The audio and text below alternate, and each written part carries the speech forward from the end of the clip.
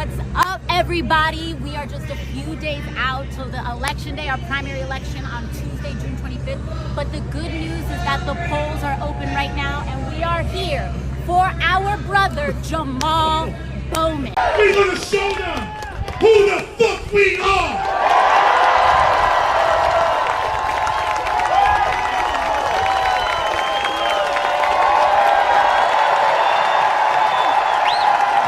The seat in New York's 16th congressional district is not even heating up. It's hot. It's on fire right Yes. now. And this week, Congressman Jamal Bowman squared off with Westchester County Executive George Latimer in their final debate. This comes before Tuesday's primary day. The Israel-Hamas war, lying, and even race have been hot topics in their campaign. His campaigns have sent mailers darkening my skin. We didn't darken his skin on any mailings. That's in his own mind. Passion? They know that we need passion in this moment. You want to go to Washington and play nice with Marjorie Taylor Greene? No, you vote with her, so why shouldn't you play nice with her? Come on now. Here's the point, and I'd like to make it, Madam Moderator, without his interruption.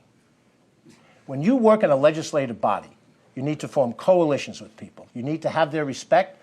You need to talk to them as normal people. You can't preach and scream at them on the steps of the Capitol. Okay. He's ineffective as a congressman rein this in, for gentlemen. this very reason that you've just We're going to have seen. a lot of disappointed viewers if I don't rein this in. The Let's angry take a black question man. down.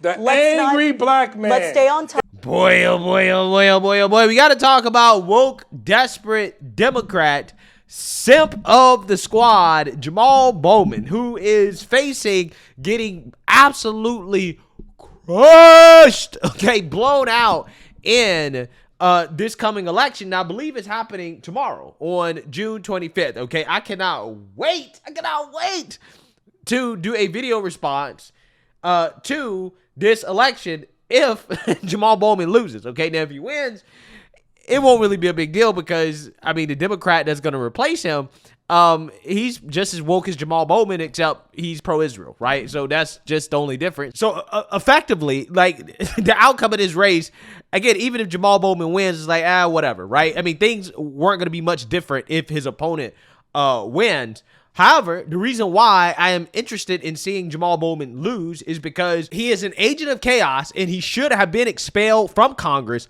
for pulling the fire alarm to disrupt an official proceeding, because we all know that had that been a Republican and he was white, Democrats would have expelled that person from Congress, okay? And actually, Jamal Bowman is going to talk about that situation in this interview on The View, where they're going to boo-hoo, whine, and cry racism. And the reason why they're doing this is because Jamal Bowman is down bad, right? Latest polls have shown that this guy is getting blown out by double digits to his opponent, George Latimer. Let's talk about how you rush to the scene to get press coverage when there's a tragedy. No, that's exactly right. Yeah, you but laugh. see, you're nowhere to be found. Now, do I have the rebuttal, or does he have He's it? nowhere to be Mr. Latimer, found. go ahead. Get out of here, man.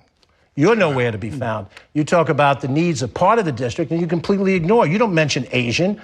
You don't mention people who are not black or brown. There's a whole district, Jamal, that you've ignored, and the district knows you've ignored it. That's why you only have 31% in the last poll.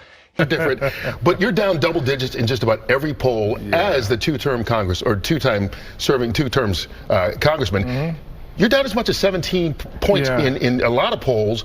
What is in that poll that people aren't seeing that you see that's different, that make you believe that on Tuesday you're going to wind up winning? Because if you're down by double digits, that would be a sign usually you're not connecting with your voters. Yeah, I don't know who they're polling, but you know, one crosstab of that poll states that the majority of the district are aligned with my opponent on Israel-Gaza, and we know that's absolutely not true.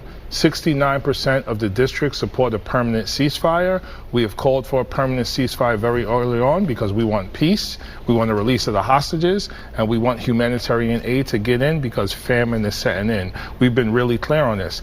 Yeah, so you've seen that, you heard that. Now, I'm not entirely sure if Jamal Bowman's district is pro-Gaza or pro-Israel or whatever, right? But even if they were more pro-Gaza than pro-Israel, that's also part of the reason why they're probably not showing up to vote for you, okay? And that is because Jamal Bowman is supporting Biden, even though they're trying to get rid of Jamal Bowman, okay? Because that's what's happening, okay? They're all teaming up on this guy, okay, to get him kicked out of Congress because he doesn't want to play ball when it comes to Israel. Now, again, usually in situations like this, who knows? Maybe I could be inclined to defend Jamal Bowman, but I'm not, because he deserves this. And the reason why he deserves it is because he has pulled a race card on people, okay, throughout his whole career in Congress.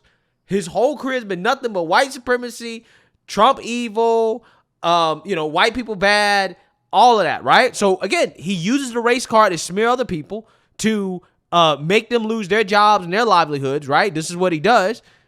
Now he's having that same thing pulled on him when it comes to the anti-Semitism card, right? So I think it's deserved, right? I think that it is hilarious that the anti-Semitism card is trumping the race card, okay? Because it seems as if in this situation, no matter how much Jamal Bowman spams the race card, it's probably not going to help him in this election. Again, we'll see.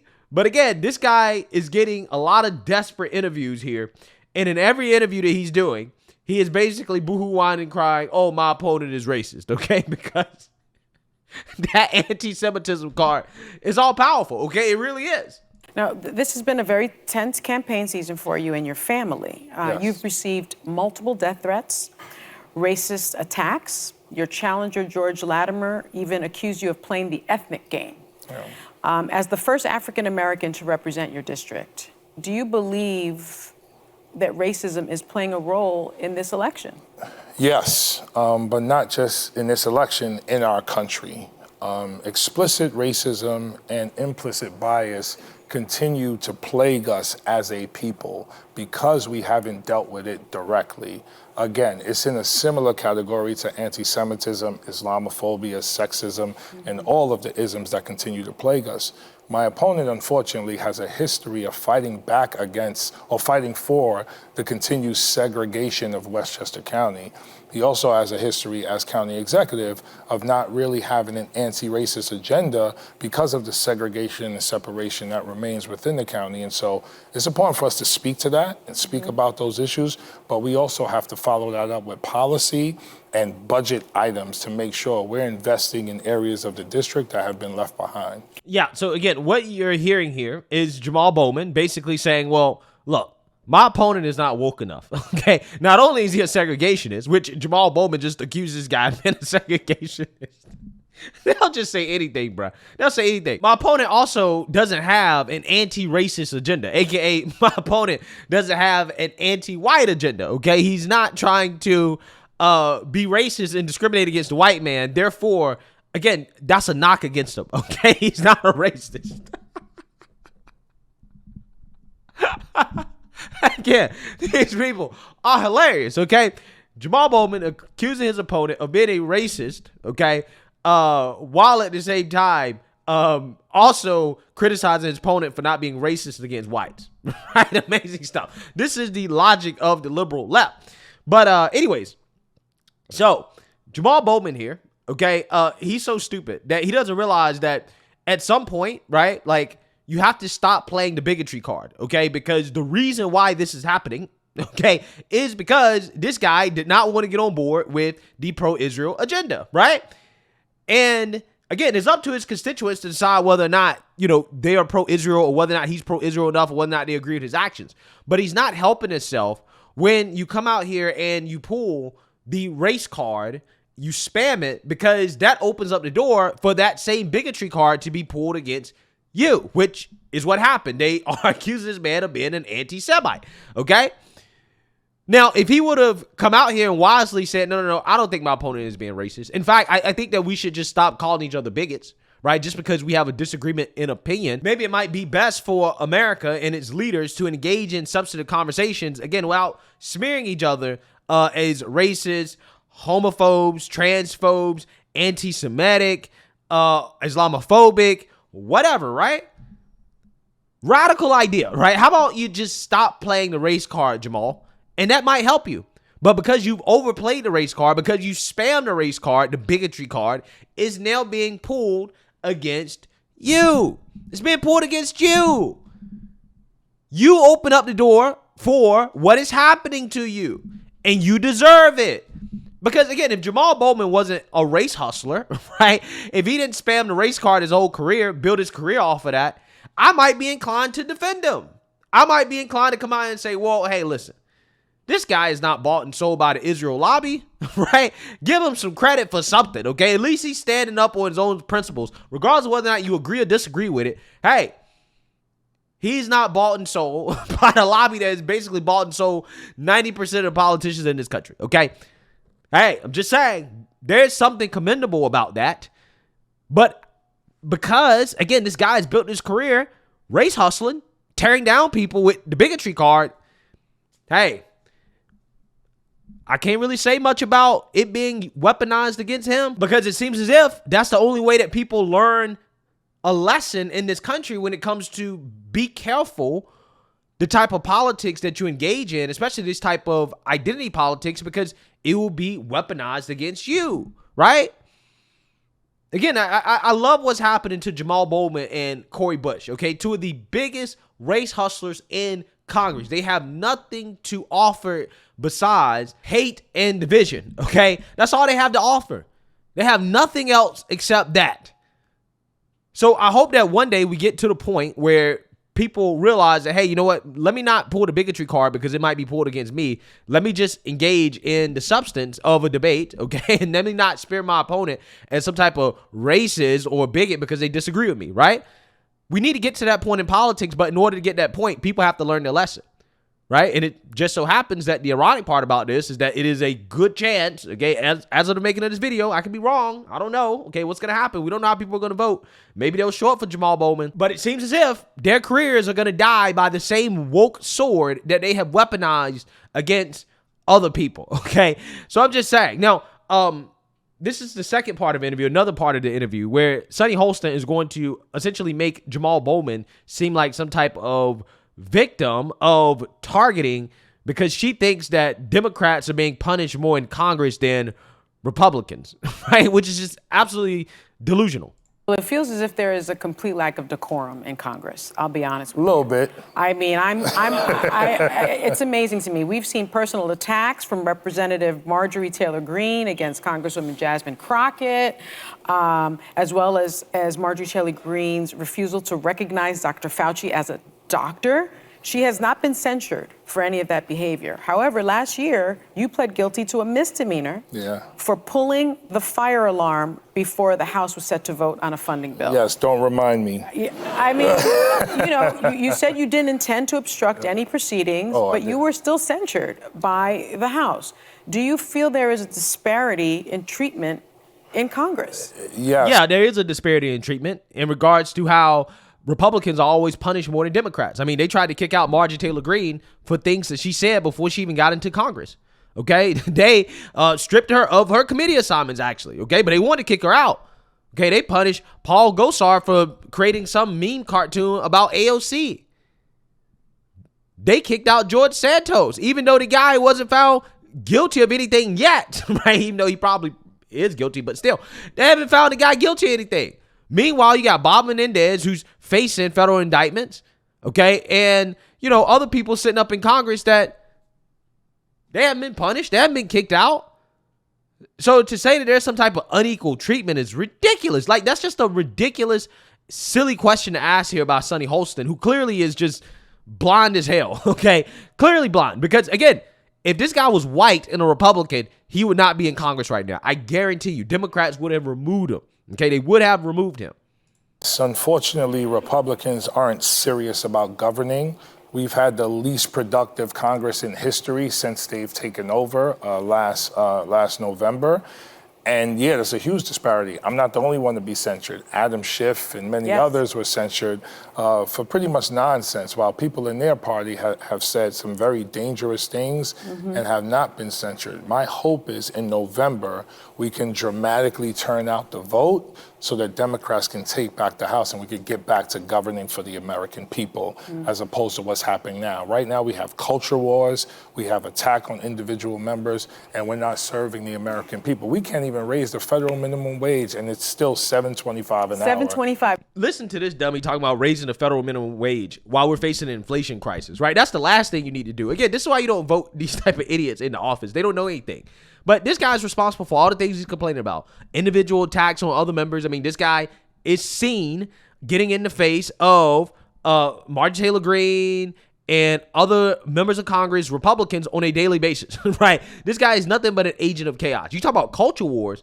This guy, again, pushes culture wars all the time, okay? All the time in Congress, okay? When you talk about the white man and white supremacy, that is a part of the culture war.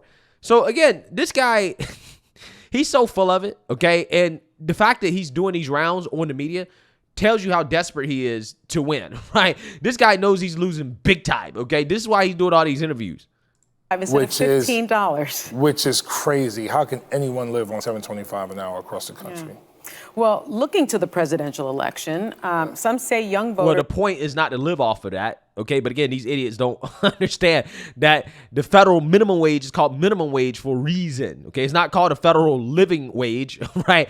But again, these people are dumb. They aren't too bright. Don't feel heard by the Biden administration, especially when it comes to U.S. policy as it pertains to Israel. Some polls indicate that 2024 is actually going to come down to Biden and the couch. Are you going to go out and vote for Biden or just stay home? Young people are a crucial voting bloc for the party. What is your message to them to come out and vote?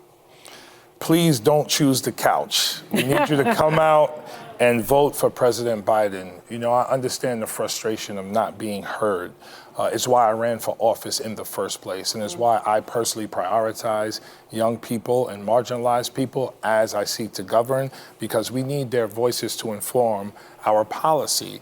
And so we need them to keep speaking up. We need them to keep organizing. We need them to keep being frustrated. But don't quit. Don't give up. Don't let apathy sit in. We need everyone engaged in November, because a Donald Trump presidency can be incredibly dangerous for people, but also for our overall democracy. He's talking about being dictator for a day. He's talking about using the military to squash peaceful protests.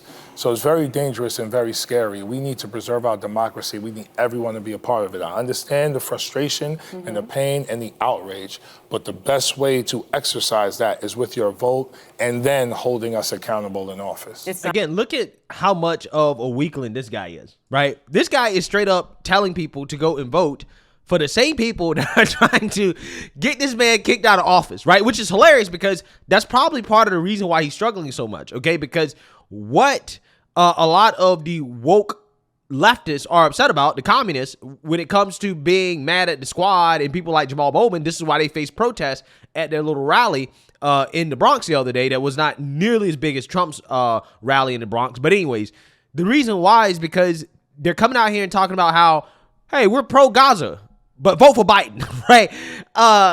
And that ain't gonna cut it, right? That's not gonna cut it with the far left extremists, because if you're telling people to vote for Biden, then essentially you're not punishing Biden for his failure to get a ceasefire, okay? Now, again, regardless of whether you agree or disagree with Biden, I'm just telling you guys, this is how they look at it, okay? They're looking at people like Jamal Bowman and saying, you are a coward, right? That you really are not about it because you are supporting Biden, who is supporting a conflict that we are not in agreement with, right? We don't like it. And you're telling people to vote for something that we don't like, which is why a lot of these people are probably not showing up to vote for Jamal Bowman, because they're like, well, if this guy is going to fold and say we need to vote for Biden, then we might as well just have anybody in office, right? Why vote for you, okay? Why not sit on the couch, Jamal? That's what a lot of the left-wing extremists are saying, okay? And that's probably part of the reason why it is likely that this guy is going to lose. If his district is pro-Palestine or Gaza or whatever, right? I'm not entirely sure. Okay, but I'm just saying, if his district was pro-Gaza, that could explain why they are not showing out to vote for you in the polls, because you are supporting Biden, right? You continue to support the man, the establishment that is literally trying to kick you out. So, I mean, I don't know. I'm just saying that it's funny to me, the situation that this guy has gotten himself in, because he's a race hustler. He definitely deserves to be kicked out. And I just find it hilarious how the bigotry card is a part of the reason why this guy is getting primaried. And it's just so funny because his career is dying by the same woke sword that he weaponized, okay? I'm just saying, it is a pretty amazing sight to see. So we'll see. We'll see tomorrow if the polls were accurate. Let me know what you guys think. Make sure you like, comment, and subscribe. Most importantly, share a Black conservative perspective. Peace.